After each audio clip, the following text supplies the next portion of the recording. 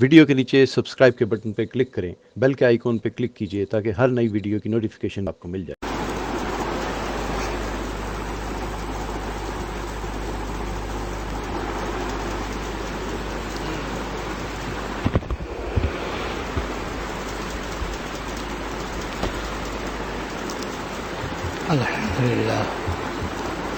الحمد لله نحمده ونستعينه ونستغفره ونؤمن به ونتوكل عليه ونعوذ بالله من شرور أنفسنا ومن سيئات أعمالنا من يهده الله فلا مضل له ومن يضلله فلا هادي له وأشهد أن لا إله إلا الله وحده لا شريك له وأشهد أن سيدنا ونبينا ومولانا محمدا عبده ورسوله صلى الله تعالى عليه وعلى آله وأصحابه وبارك وسلم تسليما كثيرا كثيرا أما بعد میرے قابل احترام بزرگوں،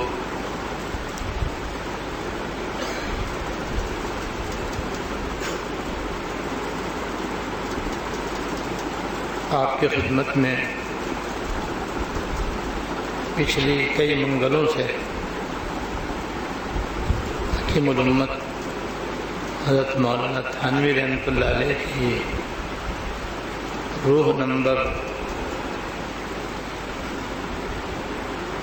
24 بیان کی جا رہی ہے، جس میں حضرت تھانوی رحمۃ اللہ علیہ نے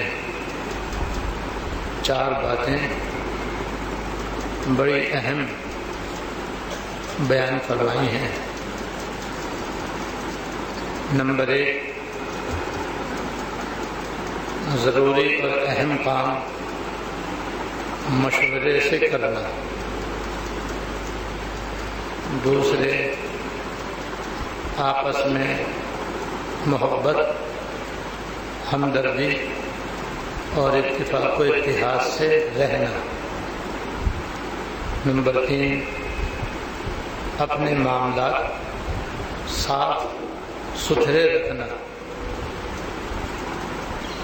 نمبر 4، رہن سہن اور معاشرت اچھی رکھنا۔ یہ 4 اہم احکام ہیں جن کی اہمیت قرآن و حدیث میں جگہ جگہ مذکور ہے، جیسا کہ انشاءاللہ تعالی آگے ان کا ذکر آنے والا ہے۔ اور جب یہ دین کا حکم ہے تو ہمارا ان پر بھی عمل ہونا چاہیے۔ اس سلسلے میں آپ کی خدمت میں مشورے کے متعلق 2 باتیں بیان ہو چکی ہیں۔ ایک یہ کہ مشورہ آدمی کو چاہیے کہ اہم کاموں میں جب تک اس کے بڑے موجود ہوں ان سے مشورہ کر کے کرنے چاہیے، اور جب ضابطے کے بڑے موجود نہ رہیں تو اپنے ہم عمروں سے مشورہ کرنا چاہیے، اور جب کسی کے بڑے بھی نہ رہیں، ہم عمر بھی نہ رہیں، تو اس کو اپنے چھوٹوں سے مشورہ کرنا چاہیے۔ لیکن آدمی اپنی زندگی کے کسی موڑ پر مشورے کی ضرورت سے بے نیاز نہیں ہے اور نہ اپنے کو بے نیاز سمجھنا چاہیے، بلکہ ہمیشہ اپنے تمام اہم کاموں کو مشورے سے انجام دینے چاہیے۔ ایک تو یہ بات یہاں بیان ہو چکی ہے، دوسری یہ بات بیان کی جا چکی ہے کہ کن باتوں میں مشورہ کرنا چاہیے۔ تو یاد رکھنا چاہیے جو شریعت کا حکم ہے، جس کے کرنے کا یا بچنے کا قرآن و حدیث میں ذکر ہے، اس میں کسی مشورے کی ضرورت نہیں۔ جیسے نماز پڑھنے کا حکم ہے، اب اس میں کسی مشورے کی ضرورت نہیں ہے کہ میں نماز پڑھوں یا نہ پڑھوں، نماز تو پڑھنی ہی پڑے گی، اس میں کسی مشورے کی ضرورت نہیں۔ اللہ تعالیٰ کا حکم سب سے بڑھ کر ہے۔ ایسے روزے کا حکم، زکوٰۃ کا حکم، حج کا حکم، دیگر احکام کا حکم، ایسی جن باتوں سے اللہ اس کے رسول نے منع فرمایا ہے اور جن کو انہوں نے گناہ قرار دیا ہے، جیسے جھوٹ بولنا، غیبت کرنا، شراب پینا، بدنگاہی کرنا، بدکاری کرنا،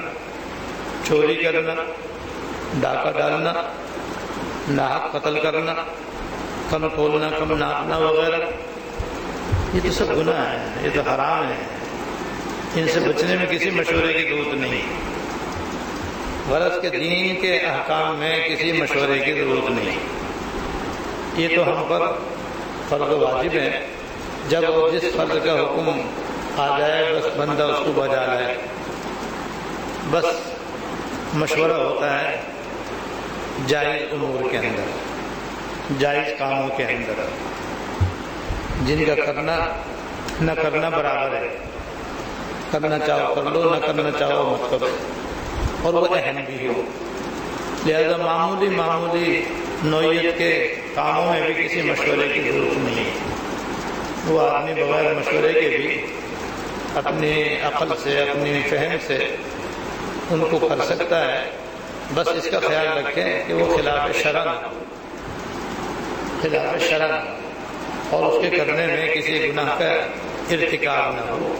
ایسے کاموں کو آدمی اپنے طور پر کر سکتا ہے اور کرتے رہنا چاہیے۔ لہذا بس وہ اہم اور ضروری کام رہ گئے کہ جو اپنی ذات کے اعتبار سے جائز اور مباح ہیں، تو ایسے امور کے اندر آدمی کو چاہیے کہ پہلے مشورہ کرے، مشورہ کرنے کے بعد جب اپنی اور دوسروں کی رائے جمع ہو جائے تو پھر اس میں غور کرے کہ کون سی رائے زیادہ بہتر ہے۔ پھر جس رائے کی طرف اس کی طبیعت کا جھکاؤ ہو کہ یہ کرنا زیادہ مناسب لگ رہا ہے، تو پھر آدمی استخارہ کر لے، اور استخارہ کرنے کے بعد بھی اگر اس کی طرف رجحان رہے تو پھر اللہ تعالیٰ پر بھروسہ کر کے اس کو انجام دے۔ یہ طریقہ ہے مشورے کا۔ تیسری بات یہ بھی غالباً بیان ہو چکی ہے، اگر بیان نہیں ہوئی تو بیان ہو رہی، کہ مشورہ کن سے کریں، کیونکہ ہر ایک سے مشورہ بھی نہیں کیا جا سکتا، کیونکہ لوگوں کی عقلیں، ان کی سمجھ بوجھ، ان کا علم اور ان کی ہم سے خیر خواہی، ہم سے محبت مختلف ہے۔ ایک موٹی سی مثال ہے کہ کوئی آدمی اپنے اہم امور میں اپنے دشمن سے مشورہ نہیں کر سکتا، کیونکہ جانتا ہے کہ وہ میرے مخالف ہے۔ وہ اگر مشورہ دے گا تو ایسے ہی مشورہ دے سکتا ہے جس میں سراسر میرا نقصان۔ اس لیے مشورہ کرنا تو دور کی بات، آدمی سوچ بھی نہیں سکتا کہ میں اپنے دشمن سے اور اپنے مخالف سے اپنے بارے میں مشورہ دوں۔ اسی مثال سے آپ نے سمجھ لیا کہ ہر آدمی مشورے کے لائق نہیں ہوتا، ہر آدمی سے مشورہ نہیں کیا جا سکتا، لہذا مشورہ کرنے کے لیے سب سے پہلے یہ ضروری ہے کہ وہ عقل مند ہو۔ ظاہر بیوقوف آدمی سے مشورہ نہیں کیا جا سکتا، اور وہ کیا مشورہ دے گا کہ جس میں میری کوئی بہتری اور بھلائی، جس میں ہماری کوئی بہتری بھلائی، کیونکہ وہ تو بیوقوف آدمی،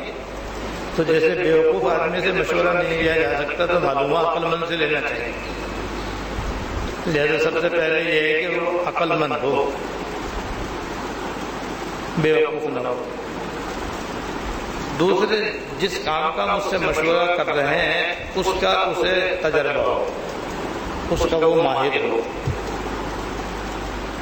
کیونکہ جس کا کوئی تجربہ ہی نہیں ہے اور جس کو کسی کام کے اس کام کے بارے میں کوئی معلومات ہی نہیں ہے تو بیچارہ کیا آپ کو رائے دے گا۔ لہذا کوئی جسمانی بیماری ہے تو ڈاکٹر سے مشورہ مناسب،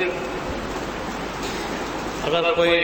لکڑیاں کام کروانا ہے، کھڑکی بنوانی ہے، دروازہ بنوانا ہے، کوئی فرنیچر بنوانا ہے، کرسی بنوانی ہے تو کارپینٹر سے مشورہ مناسب ہے۔ مکان کا کوئی نقشہ بنوانا ہے تو اس کے لیے کسی انجینئر سے مشورہ مناسب ہے، اگر کپڑے سلوانے ہیں تو درزی سے مشورہ مناسب ہے۔ جس کام میں آپ کو مشورہ کرنا ہے اسی سے متعلق جو لوگ تجربے کار ہوں اور اس کی مہارت رکھتے ہوں اور ان کی رائے بھی عموماً درست اور صحیح ہوتی ہو، یہ بھی ضروری ہے۔ جس کو کہتے ہیں صاحب الرائے، جس کی رائے صحیح ہوتی ہو اس کا مشورہ بھی صحیح ہو اور اس سے آپ کو رہنمائی ملے گی، فائدہ ہوگا۔ اور آدمی بے شک وہ اپنے فن کا ماہر ہے لیکن عموماً اس کی رائے صحیح نہیں ہوتی، عموماً اس کی رائے صحیح نہیں ہوتی، غلط ہوتی ہے اور درست نہیں ہوتی، تو اس کا مشورہ بھی مناسب نہیں ہے۔ ایک تو وہ آپ کا ہمدرد اور بھائی ہو، آپ سے محبت کرتا ہو اور جس کام میں آپ اس سے مشورہ لینا چاہتے ہیں وہ اس کا ماہر و تجربے کار ہو اور عام طور پر اس سلسلے میں اس کی رائے درست اور صحیح ہوتی ہو تو بس اس سے مشورہ کرنا چاہیے۔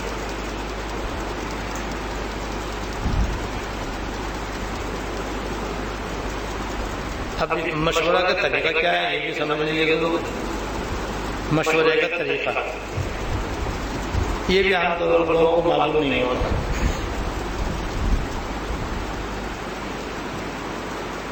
مشورے کا بھی طریقہ ہوتا ہے، بے موقع، بے محل اور غیر صحیح طریقے سے عموماً مشورہ کرنے سے فائدہ نہیں، اور جو مشورے کا مقصد ہے وہ حاصل نہیں ہوتا۔ طریقہ یہ ہے کہ جو جس کام میں آپ مشورہ کرنا چاہتے ہیں اور جس شخص سے مشورہ کرنا چاہتے ہیں سب سے پہلے اس سے ٹائم لیں، اس سے ٹائم لیں کہ بھائی میں اپنے کسی اہم معاملے میں آپ سے مشورہ کرنا چاہتا ہوں، مجھے اس کے لیے آپ وقت بتا دیجیے کہ اس وقت میں آپ سے مشورہ کروں، کیونکہ عام طور پر ہر آدمی مشغول ہوتا ہے اور ہر ایک کو مشورہ دینے کا اس کے پاس وقت نہیں ہوتا، لہذا آپ اپنی فرصت کو نہ دیکھیں، اپنی چھٹی کو نہ دیکھیں، اپنی سہولت کو نہ دیکھیں، بلکہ جس سے مشورہ لینا چاہتے ہیں اس سے ٹائم لیں، یہ اس سے پوچھیں کہ میں کب اور کس وقت آپ سے مشورہ لوں، مجھے فلاں کام میں مشورہ کرنا ہے۔ پھر جب وہ وقت بتائے تو آپ اس کو مشورہ کرنے کے لیے لیں۔ پہلے نمبر پہ تو یہ ہے کہ مشورہ لینے کے لیے اس سے ٹائم لیں، اور جو وقت وہ مشورے کے لیے آپ کو بتائے اس وقت آپ مشورہ کرنے کے لیے جائیں، لیکن جب آپ اسے ٹائم لیں تو اپنا مسئلہ بتلائیں کہ میں اس مسئلے میں آپ سے مشورہ کرنا چاہتا ہوں اور میں آپ سے وقت لینا چاہتا ہوں۔ بعض لوگ بس کہتے ہیں مجھے ایک مشورہ کرنا ہے، بھائی کس بات میں مشورہ کرنا ہے یہ نہیں بتا رہا۔ یہ سب سے پہلے بتانا ضروری ہے کہ میں اپنے جسمانی بیماریوں کے بارے میں مشورہ لینا چاہتا ہوں، یا اپنے گھریلو مسائل میں مشورہ لینا چاہتا ہوں، یا میں لکڑی کے کام میں مشورہ کرنا چاہتا ہوں، یا میں مکان بنوانے کے سلسلے میں مشورہ لینا چاہتا ہوں، یا میں کسی مقدمے کے سلسلے میں مشورہ لینا چاہتا ہوں، تو وہ دے گا انشاءاللہ تعالی۔ اگر آپ کچھ نہیں بتائیں گے تو مشکل ہے کوئی آپ کو وقت دے دے۔ یہ تو ایسے ہی کوئی ڈاکٹر صاحب سے ملے اور کہے ڈاکٹر صاحب مجھے کچھ بیماری ہے، مجھے وقت دو، میں اپنے بیماری کے بارے میں آپ سے مشورہ کرنا چاہتا ہوں۔ تو جو ہے پہلے بیماری بتاؤ کیا تکلیف ہے، ہو سکتا ہے میں اس میں آپ کو مشورہ کر سکوں، ہو سکتا ہے میں آپ کو اس بارے میں کوئی مشورہ نہ دے سکوں، کیونکہ بعض ڈاکٹر کسی خاص بیماری کے ماہر ہوتے ہیں۔ جیسے دل کے ڈاکٹر دل کے اندر آپ کو مشورہ دیں گے، وہ معدے کی بیماریوں میں آپ کو مشورہ نہیں دیں گے۔ ساری بیماریوں کے ماہر الگ ہوتے ہیں، خاص بیماریوں کے ماہر الگ ہوتے ہیں۔ ایسی عدالت کے مقدمات کی بے شمار قسمیں، کوئی وکیل ہر قسم کا مقدمہ لے لیتا ہے، کوئی وکیل کسی خاص قسم کے مقدمے کے اندر پیروی کرتا ہے۔ تو جب کسی اہم کام میں مشورہ کرنا ہو تو اس لائن کے آدمی سے ملنے سے پہلے، جب وقت لینے سے پہلے اس کو بتا دو میں اس مسئلے میں آپ سے مشورہ کرنا چاہتا ہوں۔ پھر جب وہ وقت دے تو اس کی پابندی کرو، اس وقت میں جا کر اس سے مشورہ کرو۔ اس کے بعد جب آپ اپنے مقررہ وقت پر پہنچ جاؤ تو سلام کرنے کے بعد جس کام میں آپ مشورہ کرنا چاہتے ہیں اس کے کرنے کے جو فائدے ہیں وہ بھی اس کے سامنے بیان کرو، زبان سے بیان کر دو یا کاغذ پہ لکھ کے لے لو، اور جو اس کام کے اندر آپ کے ذہن میں نقصانات ہیں وہ نقصانات بھی اس کے سامنے رکھو، تاکہ دونوں پہلوؤں پر وہ غور کر سکے اور غور کر کے اپنی رائے دے سکے۔ تو وہ کیسا پیارا طریقہ ہے، کیسا صاف ستھرا طریقہ ہے۔ لہٰذا اس کے اندر اپنا مدعا بیان کرنے سے پہلے ایک لمبی تمہید بنانے سے پرہیز کرو۔ بعض لوگ اصل جو بات ہوتی ہے وہ تو بتاتے نہیں، بس وہ الف سے شروع کرتے ہیں اپنی کہانی اور یہاں پہ جا کر ختم کرتے ہیں، اور پھر آخر میں چھوٹی سی بات بتاتے ہیں جی میں اس میں آپ سے مشورہ کرنا چاہتا ہوں۔ تو بھائی تم نے اتنی لمبی داستان کیوں سنائی اور اتنی لمبی تمہید کس بات کی بنی؟ جو اصل بات ہے وہ جلدی سے بتا رہا۔ عام طور پر تجربہ یہ ہے کہ لوگ جو ہے بے کار کی باتیں بہت زیادہ کرتے ہیں، ادھر ادھر کی حضور لایانی باتیں جو ان کے ذہن میں ہوتی ہیں انہیں سناتے رہتے ہیں، اور جو کام کی بات ہوتی ہے اس کو جلدی سے بیان نہیں کرتے، جس کی وجہ سے ٹوکنا پڑتا ہے اور کہنا پڑتا ہے بھائی تم اصل بات بتاؤ جس میں مشورہ کرنے آئے ہو۔ اب ایسی لمبی چوڑی تمہید تو چاہے آپ وکیل کے پاس جاؤ یا کسی ڈاکٹر کے پاس جاؤ یا کسی کارپینٹر کے پاس جاؤ یا کسی آرکیٹیکٹ کے پاس جاؤ، سبھی آپ کو بتائیں گے۔ تو جاؤ اصل بات تم بتا نہیں رہے، ادھر ادھر کی باتیں کر رہے ہو، یہ طریقہ نہیں ہے مشورہ کرنے کا۔ اس میں دوسرے کو بس ضائع ہوتا ہے، اور جب آپ دوسرے کو ستاؤ گے تو اس کے دل میں تمہارے کیا خیر خواہی اور ہمدردی آئے گی۔ تو ہمیشہ یاد رکھنا چاہیے کہ جس کام میں جس شخص سے آپ مشورہ کرنا چاہتے ہیں جاتی اس کو اصل بات بتاؤ اور بتاؤ کہ میں یہ کام کرنا چاہتا ہوں، اب مجھے اس کے اندر کرنے میں یہ فوائد نظر آتے ہیں، نہ کرنے میں یہ نقصانات نظر آتے ہیں، یا کرنے میں یہ نقصانات نظر آتے ہیں، نہ کرنے میں یہ فوائد نظر آتے ہیں۔ اس میں آپ کی کیا رائے ہے؟ تو آپ کا ہمدرد بھی ہو، آپ کا بھائی خواہ بھی ہو، آپ کے اس سے تعلق محبت کا بھی ہو، اور اس کو علم بھی ہو، چاہے وہ دینی علم ہو اور دینی مسئلہ ہو، اور چاہے وہ دنیاوی علم ہو اور دنیاوی مسئلہ ہو، وہ اس میں غور کر سکے گا اور غور کر کے وہ اپنی رائے دے گا۔ کہ میرے رائے میں تو آپ کے حق میں یہ کرنا بہتر ہے یا نہ کرنا بہتر ہے. اور اس کے بعد اب صرف ہمیشہ جس نے مشورہ دیا ہے ہمیشہ اسی کی بات پہ عمل کرنا کوئی ضروری نہیں. مشورہ دینے والا بھی ہمیشہ اس کو یاد رکھے کہ میں اگر کسی کو مشورہ دے رہا ہوں تو وہ مشورہ اس کے دل میں لازم نہیں، اس پر عمل کرنا اس کے دل میں ضروری نہیں. اگر وہ عمل نہ کرے تو مشورہ دینے والے کوئی ملال نہیں ہونا چاہیے، کوئی رنج نہیں ہونا چاہیے، کوئی غم نہیں ہونا چاہیے، کوئی اعتراض نہیں ہونا چاہیے. ایسے مشورہ لینے والے پر اس نے جو مشورہ دیا اس پر عمل کرنا کوئی ضروری نہیں ہے. یہ تو دراصل مشورہ دوسرے کی رائے معلوم کرنے کا نام ہے بس، کہ بھئی آپ کے نزدیک آپ کا کوئی مسئلہ اہم ہے اور آپ اس پر عمل کرنا چاہتے ہیں یا اس پر عمل نہیں کرنا چاہتے ہیں، تو اس میں آپ اپنے ہمدردوں، اپنے بھائی خواہوں، اپنے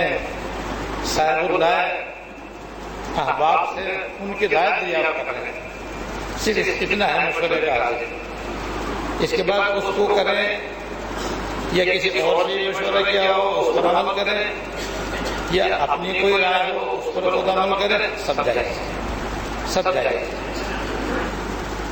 لہذا اس کے بعد اس کو چاہیے کہ وہ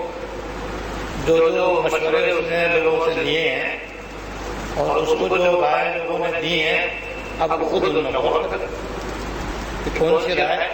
زیادہ بہتر ہے، کون سی رائے زیادہ مناسب ہے،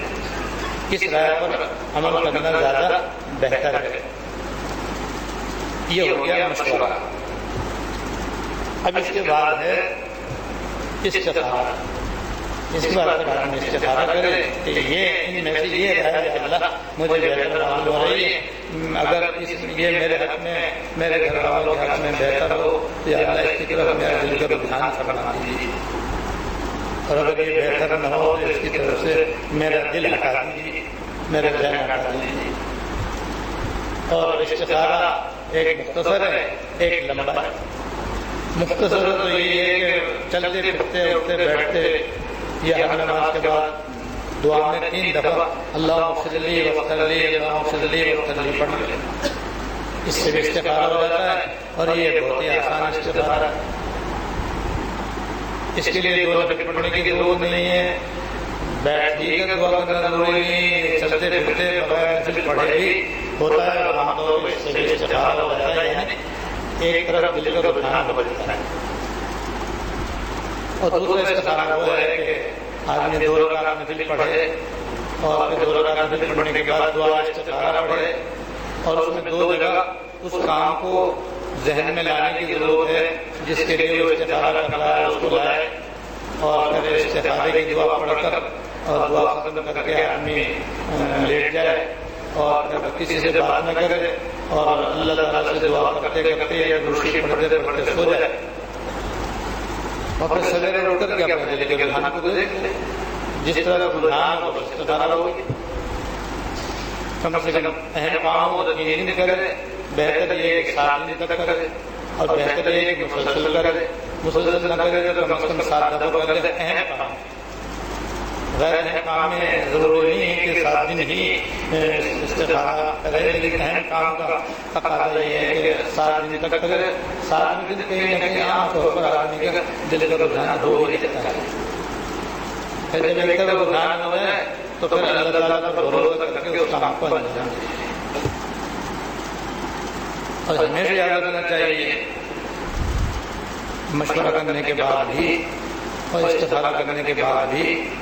اور کسی ایک پہلو کو اختیار کر کے اللہ تعالیٰ کے اوپر بھروسہ کر کے انجام دینے کے بعد بھی اس کام میں کامیابی ہو سکتی ہے، ناکامی ہو سکتی ہے. بعض لوگ سمجھتے ہیں کہ ہم نے مشورہ کر لیا تو بس اب اس میں کامیابی ہی کامیابی ہوگی، ناکامی ہو ہی نہیں سکتی. اور بعض لوگ استخارہ کے بعد بھی معذ اللہ کہتے ہیں کہ ہم نے تو استخارہ کیا تھا، اللہ تعالیٰ سے مشورہ کیا تھا اور پھر بھی اس کے اندر یہ پریشانی پیش آ گئی، یہ ناکامی پیش آ گئی، یہ رسوائی ہو گئی، یہ ذلت ہو گئی. تو وہ یہ سمجھتے ہیں کہ استخارہ کے بعد جو کام ہوگا ہمیشہ صحیح ہوگا. اور اس میں کبھی بھی ناکامی نہیں ہوگی، کبھی بھی اس کے اندر ذلت اور رسوائی نہیں ہوگی، وہ یہ مقدر ہے،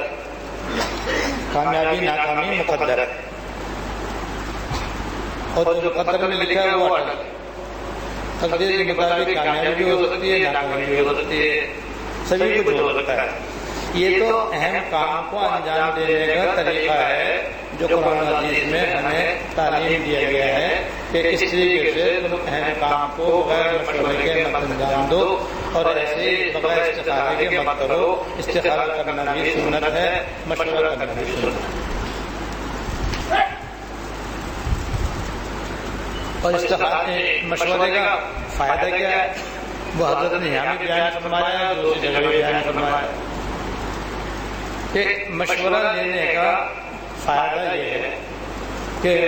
عام طور پر مشورہ لینے والے سے غلطی نہیں ہوتی، یہ غلطی ہوتی ہے تو شاذ و نادر ہوتی ہے، اور جو آدمی بغیر مشورے کے کوئی اہم کام کرتا ہے تو عموماً اس میں غلطی ہو جاتی ہے۔ مشورے کا مقصد غلطی سے بچنا ہے، کیونکہ بعض مطلب ایسا ہوتا ہے کہ آدمی بڑا عقل مند بھی ہے، بڑا ہوشیار بھی ہے، بڑا سمجھدار بھی ہے، بڑا تجربے کار بھی ہے، علم بھی ہے، سمجھ بھی ہے، سب کچھ ہے، جو غلطی ہو جاتی ہے۔ اور بعض دفعہ ایسی غلطی ہو جاتی ہے کہ آدمی دوسرا سنے تو معمولی آدمی بھی سمجھتا ہے کہ اتنی بڑی غلطی ہے، بڑے آدمی سے ہو گئی دیکھو یہ۔ تو مشورے کا بنیادی مقصد ہے غلطی سے بچنا، اور اللہ تعالیٰ نے اس میں ایسی خیر و برکت رکھی ہے کہ اگر آدمی سے کوئی غلطی ہو رہی ہوتی ہے تو دوسرا چاہے وہ اس کے بڑا ہو، چاہے وہ اس کے برابر ہو، چاہے وہ اس کے چھوٹے ہو، اس کی جب رائے سامنے آ جاتی ہے تو آدمی کو اپنی غلطی کا علم ہو جاتا ہے، اور اندازہ ہوتا ہے کہ میں تو اگر یہ کام کرتا تو بہت اس میں بڑی غلطی ہو جاتی ہے۔ مشورے کا یہ اہم ترین فائدہ ہے کہ مشورہ کرنے کے بعد اور دوسروں کی رائے معلوم کرنے کے بعد اب ہر قسم کی رائے سامنے آ گئی، موافق بھی سامنے آ گئی، مخالف بھی سامنے آ گئی، مفید رائے بھی سامنے آ گئی اور غیر مفید بھی سامنے آ گئی، تو آدمی اس میں سے مفید کو لے لے گا، اور جب وہ کرے گا تو انشاءاللہ تعالیٰ وہ غلطی سے محفوظ رہے گا۔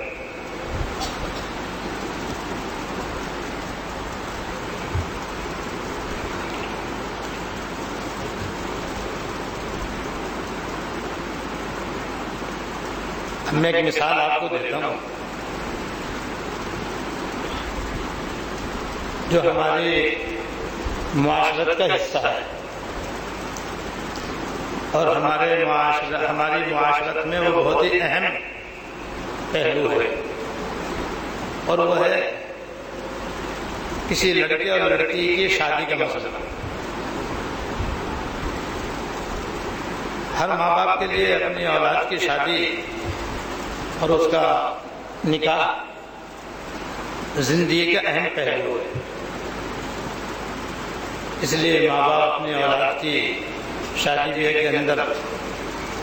فکر کرتے ہیں۔ لڑکا ہے تو اس کے لیے اچھے سے اچھی لڑکی تلاش کرنے کی کوشش کرتے ہیں، اور لڑکی ہے تو اس کے لیے اچھے سے اچھا لڑکا تلاش کرنے کی کوشش کرتے ہیں، کرنی بھی چاہیے۔ اب یہ زندگی کا اہم موڑ ہے، اہم مسئلہ ہے، اس میں طرح طرح کی غلطیاں لوگوں سے ہوتی ہیں، جس میں اکثر و بیشتر ماں باپ سے جو غلطی ہوتی ہے وہ بغیر مشورے کے شادی بیاہ کرنے کی غلطی ہوتی ہے۔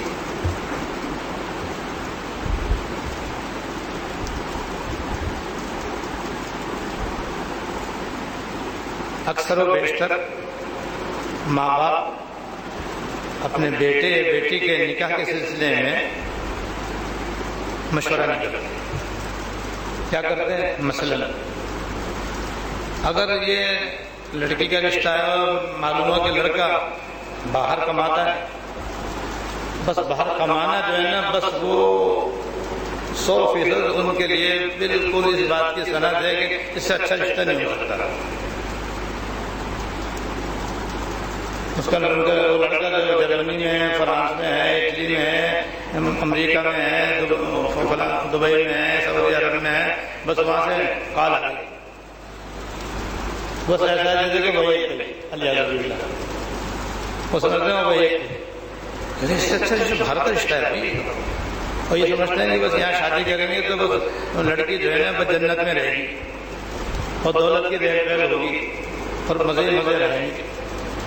پھر نہ لڑکے کے بارے میں تحقیق کرتے ہیں، نہ اس کے والدین کے بارے میں تحقیق کرتے ہیں، نہ اس کی تعلیم کے بارے میں تحقیق کرتے ہیں، نہ لڑکا جہاں پر رہتا ہے وہاں اس کے بارے میں کوئی معلومات کرتے، کچھ نہیں کرتے. لیکن وہ باہر کا رشتہ اس سے اچھا کیا رشتہ ہو. اور بعض لوگ اس میں استخارہ بھی نہیں کرتے اور بغیر استخارے کے بعد شادی کر دیتے ہیں یا پھر استخارہ کر لیتے ہیں. ایک تو مشورہ نہیں کیا، دوسرے استخارے میں بھی غلطی ان سے ہوتی ہے جو ان کی اپنی غلط فہمی ہے. وہ یہ سمجھتے ہیں کہ استخارے کے بعد جو کام ہوگا وہ ہمیشہ 100% صحیح ہوگا، اس لیے کہ ہم نے اللہ تعالیٰ سے مشورہ کر لیا. یہ دوسری غلطی ان سے ہوتی ہے. میں نے شروع میں عرض کر دیا کہ استخارے کے مشورے کے بعد بھی، استخارے کے بعد بھی جو کام کیا جائے گا اچھا بھی ہو سکتا ہے، برا بھی ہو سکتا ہے، کامیاب بھی ہو سکتا ہے، ناکامی بھی ہو سکتی ہے. استخارے سے غیب کا علم نہیں ہوتا ہے، ایک مصنون عمل ہے جس کو کرنا چاہیے، وہ مجھے خیر ہے اپنے لیے. اب چاہے خیر کامیابی کی شکل میں ہو تو بھی خیر ہے اور چاہے ناکامی کی شکل میں ہو تو بھی خیر ہے.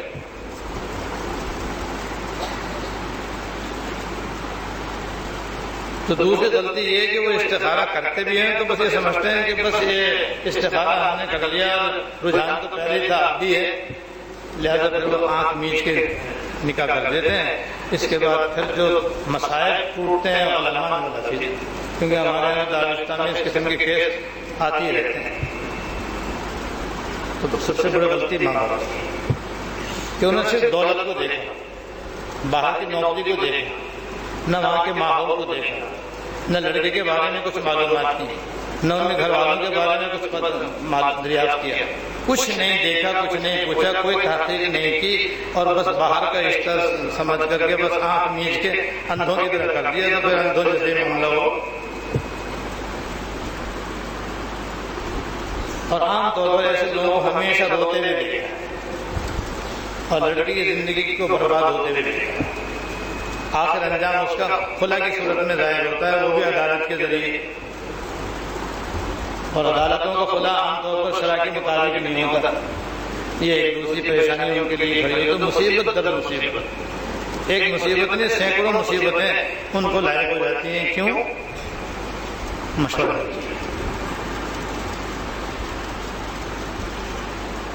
تو عام طور پر شادی بیاہ جو زندگی کا اہم مسئلہ ہے اس کے اندر مشورہ نہ کرنے کا یہ انجام ہوتا ہے.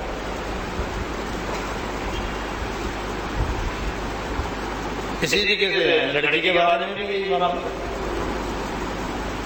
کہ اگر اپنے لڑکے کے لیے کسی لڑکی کو دیکھنا ہے تو بس کوئی یہ کہہ دے کہ فلاں لڑکی بہت اچھی ہے اور پڑھی لکھی ہے، بڑی سمجھدار ہے، بڑی ہوشیار ہے، ایسی ہے ویسی ہے، بس اسی پر تکیہ لگا دیتے ہیں.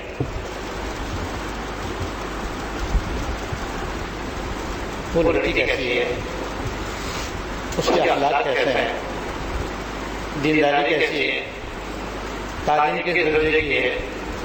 عمر خانہ داری سے واقف ہے یا نہ واقف، کچھ نہیں. بس کہتے ہیں ہماری سہیلی نے یا ہماری ایک جاننے والی نے کہا تھا لڑکی بہت اچھی ہے. شادی کا پتہ چلتا ہے کہ بہت ہٹا دو اور ایک نہیں بڑھا دو، بالکل اچھی نہیں. شادی تو ہوگی،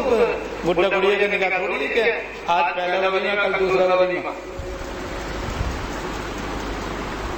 تو بھائی الگ الگ ڈبوں کے اندر بڈھا بڑھیا رکھتی ہے. آج شادی ہوئی شام کو الگ الگ اپنے اپنے ڈبوں میں، پھر دوسرے پھر شادی ہے، پھر ولیمہ، پھر شام تک ختم. یہ بڈھا بڑھیا کھیل تھوڑی ہے. یہ تو زندگی بھر خیر ہے، جب شادی ہو تب ہو گئی، تو جیسے ہونے میں وقت لگتا ہے ٹوٹنے میں بھی بڑے پاپڑ پھیلنے پڑتے ہیں، بڑی مصیبتیں جھیلنی پڑتی ہیں۔ کہتے ہیں وہ تو ہمیں فلاں نے کہا تھا وہ لڑکی بہت اچھی ہے، کیا کہتے ہیں ایسی لڑکی نکلی ہے کہ وہ تو گھر میں لگنے قابل ہی نہیں ہے، تو اب وہ اسی کا قصور بتائیں گے جس نے کہا تھا لڑکی بہت اچھی ہے۔ اپنی بیوقوفی کوئی نہیں مانتا کہ تم نے بھی کوئی تحقیق کی تھی ہے، خود کوئی تحقیق کی نہیں، کوئی مشورہ کیا نہیں، اور پھر جناب یہ اتنا بڑا قدم اٹھا لیا تو اس کا انجام تو سامنے آنا ہی آنا، یہی ہوتا رہتا ہے۔ اور اسی میں ایک بہت بڑی غلطی ہمارے معاشرے میں یہ بھی ہوتی ہے کہ جو لڑکوں کے معاملے میں کم، لڑکیوں کے معاملے میں بہت زیادہ۔ وہ یہ کہ بعض لوگ جو تحقیق کرتے ہی نہیں ہیں، بعض وہ ہیں جو تھوڑی بہت معلومات کر لیتے ہیں، لیکن عام طور پر ماں باپ اس لڑکی سے نہیں پوچھتے جس سے شادی کرتے، بلکہ اس سے پوچھنے کے لیے اپنی توہین سمجھتے ہیں کہ ہم کوئی اس کی برا کہیں نہیں کیا، اور اس کی مرضی نہیں معلوم کرتے، جبکہ ماں باپ کی ذمہ داری ہے ہمیشہ یاد رکھیں کہ جب وہ لڑکے کے لیے کوئی لڑکی دیکھیں یا لڑکی کے لیے کوئی لڑکا دیکھیں تو اس لڑکے اور لڑکی کو ساری تفصیلات فراہم کریں جو اپنے علم کے مطابق ان کو حاصل ہیں، اور جو انہوں نے تحقیقات کر کے حاصل کیے ہیں، جس کی بنیاد پر ان کا ارادہ ہے کہ بھائی اس لڑکی سے اپنے لڑکے کا یا اس لڑکے سے اپنی لڑکی کا وہ نکاح کریں گے، وہ ساری بات لڑکے کو بتائیں، اگر لڑکا ہے لڑکی کو بتائیں، اگر لڑکی پھر اس سے رہیں گے۔ بھائی زندگی باپ کو گزارنی ہے یا ماں کو گزارنی ہے یا لڑکے اور لڑکی کو گزارنی ہے، جن کا نکاح ہوگا ان سے پوچھتے ہی نہیں، اور بعض مرتبہ وہ لڑکا اور لڑکی جو ہے اپنے ماں باپ کی رائے سے متفق نہیں ہوتے، اور وہ بیچارے دبے الفاظ میں اکثر وہ کہیں وہ ساتھ ساتھ بھی کہہ دیتے ہیں کہ ہمیں رشتہ منظور نہیں ہے، وہ ماں باپ جو ہیں آپ سے باہر ہو جاتے ہیں، کہتے ہیں یہ تو ہماری توہین ہو جائے گی، ہماری تو بدنامی ہو جائے گی، ہماری تو ذلت ہو جائے گی کہ لڑکے نے نکاح کر دیا، لڑکی نے نکاح کر دیا، لہٰذا یہ تو ہو نہیں سکتا، اس لیے اللہ بچائے زبردستی اس کا نکاح کر دیا جاتا ہے، اور یہ زبردستی سراسر ناجائز ہے۔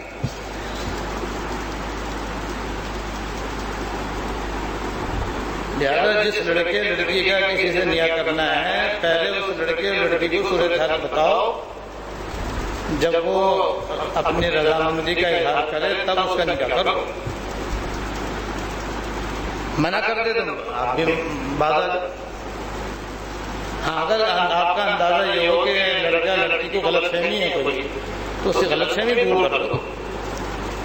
پھر اگر وہ سوچ سمجھ کر غور کر کے اپنی آمادگی اور رضامندی ظاہر کرے تو کرو، اگر وہ پھر بھی منع کر دے تو آپ بھی غصہ مت کرو، آپ بھی ناراضگی مت کرو، کیونکہ شادی آپ کی نہیں ہو رہی، آپ کے بیٹے کی ہو رہی ہے، آپ کی بیٹی کی ہو رہی ہے، تو جس کی شادی ہو رہی ہے اس کی تو رضامندی لے لو، وہ اگر رضامند ہو تو کرو، اگر وہ رضامند نہ ہو تو مت کرو۔ تو کیسے سیدھی سیدھی باتیں بالکل صاف صاف معاملہ بالکل، لیکن جیسے میں نے کہا کہ اکثر تو لڑکوں بالخصوص لڑکیوں سے اجازت لیتے ہی نہیں، اور بعض مرتبہ لڑکی کو وہ رشتہ پسند نہیں ہوتا، شرم کی وجہ سے وہ بیچاری ظاہر نہیں کرتی، منع نہیں کرتی، اور اگر منع بھی کر دے تو ماں باپ اپنے انا کا مسئلہ لگا لیتے اور پھر زبردستی کرتے ہیں ان کے اوپر۔ یہ سب باتیں ناجائز ہیں، یہ سب باتیں گناہ کی ہیں، اور اس کا انجام تباہی کی شکل میں، بربادی کی شکل ہی میں ظاہر ہوتا ہے۔ تو آج تم نے انا کا مسئلہ بنا کر کے زبردستی کر دی، کل طلاق کی نوبت آ گئی تو اس سے بھی زیادہ ذلت، اس سے بھی زیادہ تباہی، اس سے بھی زیادہ بربادی، دو خاندانوں میں دشمنی اور طلاق کا دھبا الگ، قوم برادری کے اندر محل اور خاندان کے اندر ذلت رسوائی الگ، یہ سب اپنی بے وقوفی کی وجہ سے، اپنی بے عقلی کی وجہ سے، اپنی نادانی کی وجہ سے اور انا کا مسئلہ بنانے کی وجہ سے۔ تو آج ہمارے معاشرے میں بچوں اور بچیوں کے شادیوں کے مسئلے میں مشورہ نہ کرنا، بچے اور بچی کی ہمدردی اور خیرخواہی کو ملحوظ رکھنا، اپنے کچھ مفادات علیاذ باللہ ملحوظ رکھنا، اور پھر زور زبردستی کر کے بچوں اور بچوں کی شادیوں کرنا، یہ غلط طریقہ ہے۔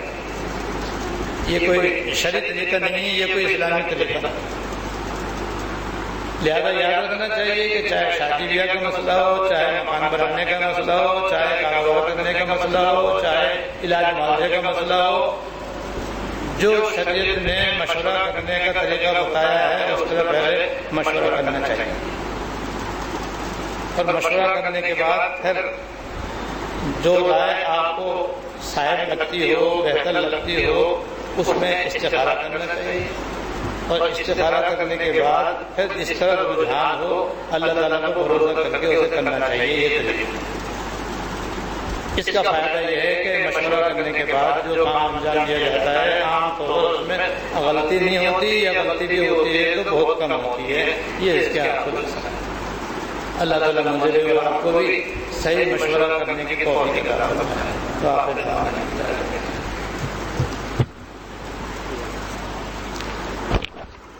اللهم لك الحمد لا نحصي ثناء عليك أنت كما أثنيت على نفسك، اللهم لك الحمد لا نحصي ثناء عليك أنت كما أثنيت على نفسك، اللهم صل على سيدنا مولانا محمد وعلى آل سيدنا مولانا محمد وبارك وسلم۔ ربنا ظلمنا أنفسنا وإن لم تغفر لنا وترحمنا لنكونن من الخاسرين، ربنا ظلمنا أنفسنا وإن لم تغفر لنا وترحمنا لنكونن من الخاسرين،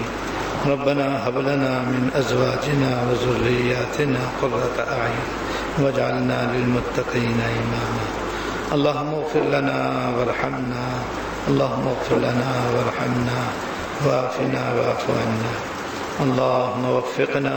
لما تحب وترضى من القول والعمل والفعل والنية والهدي إنك على كل شيء قدير، یا ارحم الراحمین، یا رب العالمین، یا حی یا قیوم، یا ذی الجلال والاکرام، ہم سب کے اگلے اور پچھلے، چھوٹے اور بڑے، خفیہ علانیہ سارے گناہ معاف فرما۔ یا اللہ ہم سب کے اگلے اور پچھلے، چھوٹے اور بڑے، خفیہ علانیہ سارے گناہوں کو معاف فرما۔ یا ارحم الراحمین، ہم سب کو دنیا اور آخرت میں عافیت کاملہ عطا فرما، عافیت کاملہ عطا فرما۔ تا زندگی ہم سب کو صحت کاملہ عاجلہ مستمرہ دائمہ عطا فرما۔ تا زندگی ہم سب کو، اور جن حضرات نے دعاؤں کے واسطے کہا ہے، اور جو حضرات جہاں جہاں یہ بیان سن رہے ہیں، سب کو تا زندگی صحت کاملہ عاجلہ مستمرہ دائمہ عطا فرما۔ یا اللہ دنیا اور آخرت کی ہر خیر عطا فرما، ہر شر سے اپنی پناہ عطا فرما، ہم سب کی تمام نیک مرادیں پوری فرما۔ یا اللہ ہم سب کی تمام نیک مرادیں پوری فرما۔ یا اللہ سرکار دو عالم صلی اللہ علیہ وسلم نے دنیا اور آخرت کی جتنی بھلائیاں مانگی سب ہمیں عطا فرما۔ یا اللہ سب ہمیں عطا فرما، ہر خیر عطا فرما، ہر شر سے پناہ عطا فرما۔ یا اللہ ہر قسم کے حادثات سے، سانحات سے، واقعات سے اور آفات و بلیات سے ہماری حفاظت فرما۔ ہم کو، ہماری اولاد و نسل کو دین کی سمجھ اور آخرت کی فکر عطا فرما۔ یا اللہ ہم کو، ہماری اولاد و نسل کو دین کی سمجھ اور آخرت کی فکر عطا فرما۔ یا اللہ ہمیں اچھے اچھے اخلاق سے آراستہ فرما، ہمارے سارے بد اخلاقیوں کو دور فرما۔ یا اللہ ہمیں اچھے اچھے اخلاق و اعمال سے آراستہ فرما، اور بد اخلاقیوں سے اپنے رحمت سے پاک فرما، بد اخلاقیوں سے بچنے کی توفیق عطا فرما۔ یا ارحم الراحمین، یا رب العالمین، ہم کو، ہماری اولاد و نسل کو زندگی غیب سے بلا مشقت اور بغیر پریشانی کے عزت و عافیت کے ساتھ برائے آخرت خوب حلال اور طیب روزی عطا فرما، خوب حلال اور طیب روزی عطا فرما۔ یا اللہ ہمارے شہر میں محض اپنی رحمت سے عافیتوں والی بارشیں عطا فرما، یا اللہ عافیتوں والی بارشیں عطا فرما، راحتوں والی بارشیں عطا فرما،